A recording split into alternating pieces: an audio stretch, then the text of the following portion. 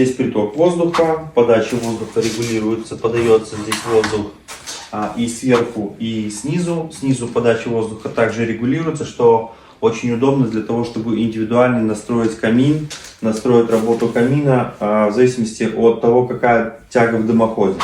Вот такая вот здесь оригинальная ручка. Открываем камин, демонстрируем. Есть, естественно, ограничитель, который позволяет открываться дверка чуть более 90 градусов. Также здесь толстый шамот применяется толщиной 60 мм. На сегодняшний день на всем рынке белорусском больше толщины нет ни у одного камина.